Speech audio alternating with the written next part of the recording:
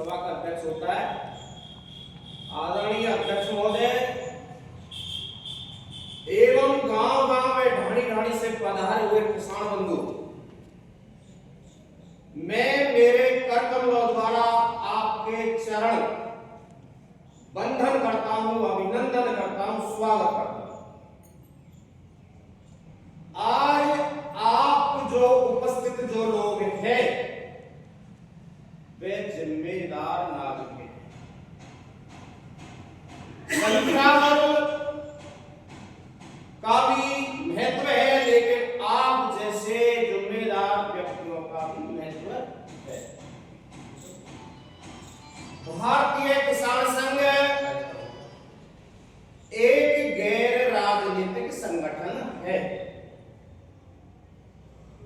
चाहे किसी का मन कांग्रेस पार्टी से जुड़ा हो, चाहे किसी का बीजेपी से जुड़ा हो या अन्य कोई भी पार्टी से जुड़ सकता है, लेकिन मंदिर में जब हम प्रवेश करते हैं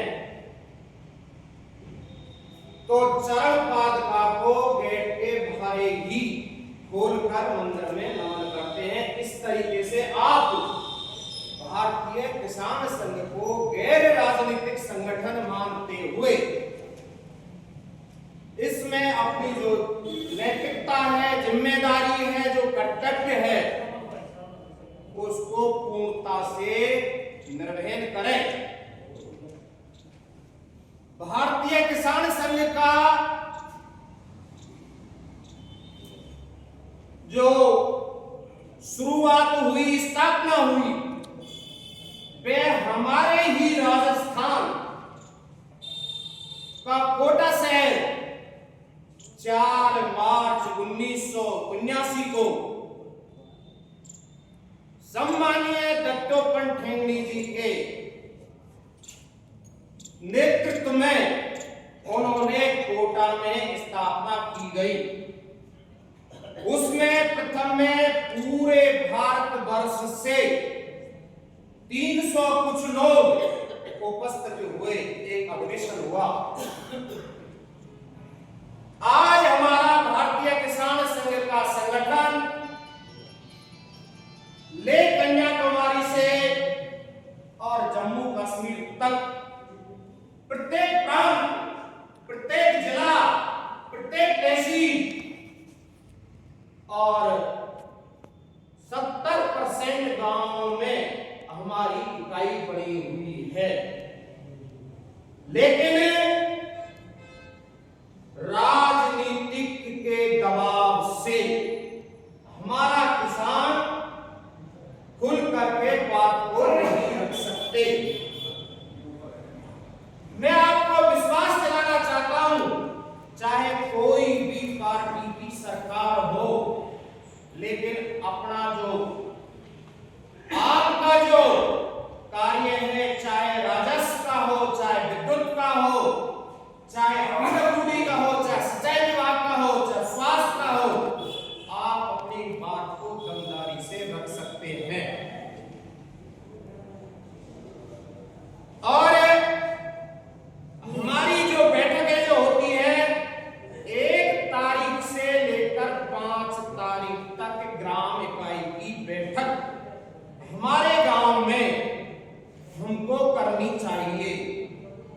6 तारीख से 10 तारीख तक हमारी तहसील इकाई की बैठक होनी चाहिए और 11 तारीख से 15 तारीख तक के बीच में हमारे जिले की बैठक होनी चाहिए, प्रत्येक महीने की 1 तारीख।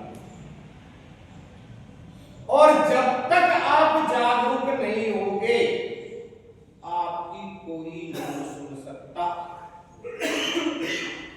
अपने बच्चे को मां दूध जब पिलाती है, जब वो रोना प्रारंभ कर देता है। अगर रोना प्रारंभ अगर बच्चा 6 घंटे भी नहीं करेगा तो मां अपने जो नित्य कार्य है उसमें ही व्यतीत रहेगी और वो उसको दूध नहीं पिलाएगी। एसी साहब, भाई साहब ने जो बात रखी और मेरे से जो पूर्व में जो वक्ताओं ने बात सभी ने अच्छी बातें रखी और उन्होंने जो बात कही कि जो भी दोष है वो हमारी राजनीति को है। अगर राजनीतिक के लोग मजबूत होंगे तो हमारी समस्याएं कहीं भी नहीं आएगी। और अब आपको मैं किसी पार्टी का बुराई और भलाई अपन नहीं करेंगे, लेकिन जो अधिकारी आप लोगों ने 5 वर्ष पहले भी यहां देखे हैं वो ही आज है। परिवर्तन कहां से आए? चाहे आप कोई भी विभाग उठा के देख लो, कई लोग हैं। और इस तरीके से जब तक परिवर्तन आप नहीं लाओगे तो आपकी सुनवाई कोई भी नहीं करेगा। आज हमारे किसानों के सामने जो वर्तमान की जो स्थिति है, खाद की इतनी किल्लत चल रही है और पूरे राजस्थान में किल्लत चल रही है। एक तरफ तो जो हमारे कृषि मंत्री जी महोदय हैं वो नकली खाद को, फैक्ट्रियों को बंद कर रहे हैं। एक तरफ हमारा किसान एक एक कट्टे के लिए 4-4, 6-6 घंटे लाइन लग रहा है, पूरी रात भर मोटर का पानी उड़ता है और पूरे दिन जाकर के लाइन में खड़ा हुआ एक बैग के लिए। क्यों आ रही है समस्या? प्रत्येक जो डीलर है उनका जो स्टॉक रजिस्टर है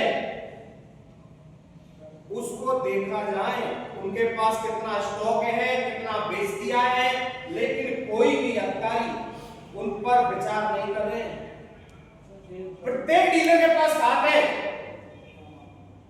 लेकिन हम कहना नहीं चाहते हैं मुझे खाद मिल गया 400 में तो मैं बहुत बड़ा महान हूं, मैं बहुत बड़ा महान हूं, मैं कट्टा ले आया खाद का, महान हूं मैं। इस प्रकार से हमारे किसान कहीं से खाद मिल रहा है तो वो महानता जाहिर कर रहा है, कह नहीं रहा है।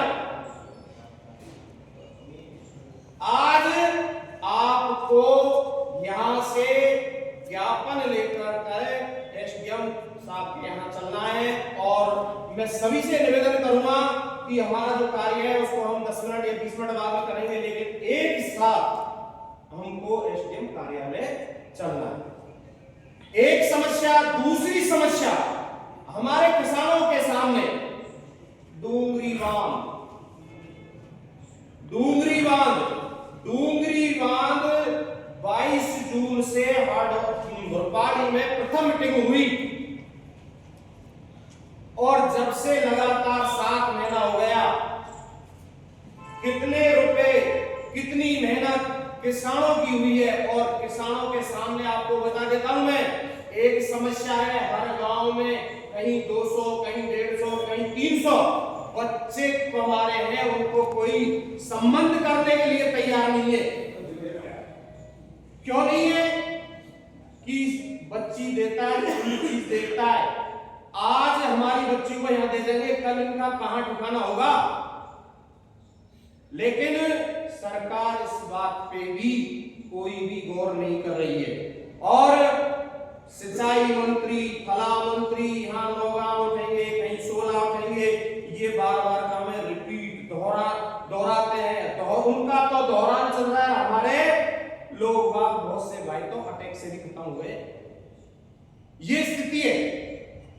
एक दूसरा पैटर्न हमारे गुजरात, राजस्थान, दिल्ली, हरियाणा, अरावली क्षेत्र का चल रहा है। अरावली क्षेत्र का जो इन्होंने जो पैमाना बनाया है वो पैमाना 100 मीटर। अगर 100 मीटर की ऊंचाई है तो उसको अरावली क्षेत्र माना जाएगा। अगर 99 मीटर है तो उसको अरावली क्षेत्र में नहीं माना जाएगा। ये उनकी सोची समझी चाल है। ये हमारे अरावली क्षेत्र को बर्बाद करना चाहते हैं। विदेशों से यहाँ उद्योगपतियों को बुला रहे हैं। हमारे भोले भाले भारत के लोगों ने इसी तरह अगर आप चलोगे तो फिर भी आपको दोबारा से धोखा खाना पड़ेगा, क्योंकि अंग्रेज आए व्यापार के लिए, हमारा चट्टा साफ कर दिया, 200 वर्ष तक राज किया। मुगल आए थे, उन्होंने कोई भी बहाना से यहाँ प्रवेश किया। आज हमारे क्रिश्चियन आ रहे हैं, हमें धर्म परिवर्तन कर रहे हैं हमारा। आपको अभी पता होगा करणपुर थाना में अभी रिपोर्ट दर्ज हुई है, जो महाधर्म परिवर्तन का एक अड्डा चल रहा, और अंदर जाते हैं, उनको पैसे देते हैं और धर्म परिवर्तन कर देते हैं। तो ये भी आपको सुरक्षा की दृष्टि से आपको गांव में ध्यान रखने योग्य बात है। और जो जैविक वाली जो बात है वो बताई गई। मैं आपको एक बात ये बताना चाहूंगा, इस टाइम पर 25 दिसंबर से और ये 31 जो दिसंबर है, ये बीमा कट रहा है हमारा किसानों को।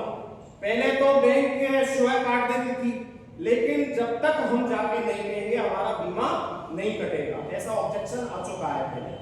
तो मेरा तो आपसे निवेदन है, जिनकी जो केसीसी बन रही है, रेगुलर चल रही है, उनका बीमा तो वो काट देंगे, और जो भाइयों ने केसीसी नहीं बना रखी है वे स्वयं जा करके अपना बीमा कटवाएं या नहीं कटवाएं, फिर उनकी स्वेच्छा है। और हमारे यहाँ 2 जिलों के अंदर जो सौतेला जो व्यवहार चल रहा है सोसाइटी का, करौली और सवाई माधोपुर, अगर प्रथम बार में कोई सोसाइटी लेता है तो उसको 10,000 से 12,000 रुपए ही दिए जाते हैं। बाकी अन्य जिलों में 25,000 रुपए दिए जाते हैं, और 10 से 12 जो देते हैं उनमें उनकी जो हिस्सा राशि वगैरह जो काट पीट के 8,500 रुपए आपको मिलते हैं। ये आपको हो सकता है आपके ध्यान में काफी लोगों के होगी, ये कहीं के नहीं होगी, ये हमारी स्थिति है। दोनों जगहों की बात कर रहा हूं मैं, सवाई माधोपुर करौली। और आप केसीसी बनवाएं, बहुत अच्छी बात है, केसीसी बनाना कोई बुरा नहीं है, उसमें ब्याज का भी फायदा है। एक हमारे सामने जब सरकार बनी उस समय हमको ये कहा गया, ये आपने सबने सुना होगा, 5 लाख रुपए तक 7% ब्याज किसान को देय होगा। वो अभी तक कागजों में लागू नहीं है, सिर्फ 3 लाख के लिए है। सिर्फ 3 लाख तक का जो लोन है उसके लिए 7% है, बाकी 13% है। और घोषणा 2 साल पहले की हुई है और कागजों में आज तक भी नहीं है। और स्मार्ट मीटर की घोषणा की सरकार ने कि कोई स्मार्ट मीटर नहीं लगाया जाएगा। अब भी धड़ाले से गांव में स्मार्ट मीटर चल रहा है, और उन्होंने जो पॉलिसी बनाई है वो क्या बनाई है, किसी भी भाई का मीटर अगर खराब हो जाता है तो उस पे दोबारा से वो सादा सिंपल वाला नहीं लग करके स्मार्ट मीटर लगाया जाएगा। तो कहां बंद हुई? तो आप जो ये ज्ञापन है मोर सिंह जी, इसमें एक तो सोसाइटी, खाद और स्मार्ट मीटर, ये बिंदु इसमें रखें, और डूंगरी बांध का भी प्रस्ताव इसमें रखें, जिससे 4 या 5 और कोई भी बिंदु हो तो आप बता सकें। और आपको आप यहाँ कम से कम आज 10 गांव के लोग बैठे हैं, तो मैं तो आपसे निवेदन कर रहा हूं कि आप एक आदमी, इसमें कोई तनख्वाह नहीं है, कोई पदाधिकारी नहीं है, ये तो सिर्फ व्यवस्था है। हमारे प्रत्येक गांव में 11 लोगों की कार्यकारिणी होनी चाहिए। हम 11 लोगों की कार्यकारिणी बना सकते हैं क्या गांव में? और प्रत्येक महीने 1 तारीख फिक्स कर लो आप, 1 से 5, उसमें गांव की जो भी समस्या है उसको आप उसमें नोट करो। नोट करने के बाद में जो तहसील स्तर की जो मीटिंग होती है उसमें आप बताएं, तहसील स्तर के बाद में जिला स्तर की जो बैठक होती है उसमें बताएं। लेकिन आप कम से कम अपने गांव की कार्यकारिणी तो बना सकते हैं। या तो हम कह देंगे बना देंगे, गांव में जाकर एक दूसरे से बात नहीं करते, कोई कह नहीं सकता है खुल करके कि बननी चाहिए नहीं बननी चाहिए, तो आपको बनानी चाहिए।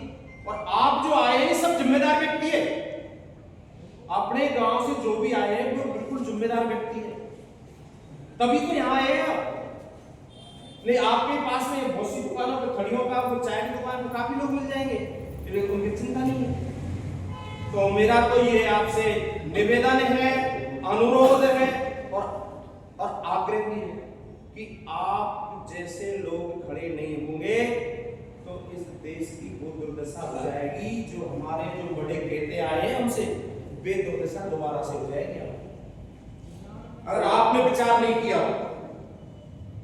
आज हमारे मान लीजिए अरावली है, आज पहाड़ हमारे नष्ट हो जाएंगे तो हमारे तो यहाँ तो रेत का टीला हो जाएगा ना भाई। हम किसी पार्टी और पॉलिटिक्स की बात नहीं करते, इनको जो बचाते आए हैं हमारे ये बिश्नोई समाज ने, तो इतनी महिलाओं ने 300 कुछ महिला 63 महिला है, 363 महिला ने तो अपना बलिदान केजड़ियों के लिपट करके अपने प्राण दे दिए।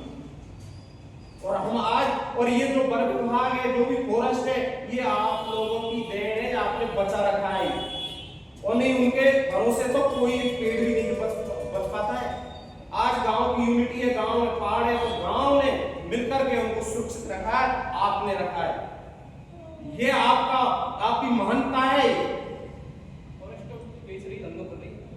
वो तो धंधा कर रहे हैं, लकड़ियों का भी धंधा कर रहे हैं। आपको रिकॉर्डिंग बताओ, मेरे पास एक रिकॉर्डिंग लगी है, बताओ आपको। तो आप बिल्कुल भी किसी से भी डरने की कहीं आवश्यकता नहीं है। और ये खाद वाले नहीं, खाद वाले ये सब मिले हुए हैं, इनका चंदा जा रहा है सीधा 450 रुपए का जो कट्टा मिल रहा है नहीं, तो कुछ हिस्सा में दे चुके। तो आप सभी एक साथ में, अभी मोर सिंह जी जो हमारे जो जिला के जिलाध्यक्ष हैं, उनका भी अभी वो भी विचार रखेंगे और विसर्जन के लिए भी वे विसर्जन भी करवाएंगे। और आप ये जो ज्ञापन है इस पे साइन करें आप सभी, और अपन को सबको एसडीएम साहब को चलना है, ज्ञापन देना है, और एक 3-4 पॉइंट आप इस पे लिख लो। और किसी भाई के ध्यान में और भी कोई बात है तो उनको भी आप रख सकते हैं। और मैं तो यही कहकर मेरी वाणी को विराम देता हूं। भगवान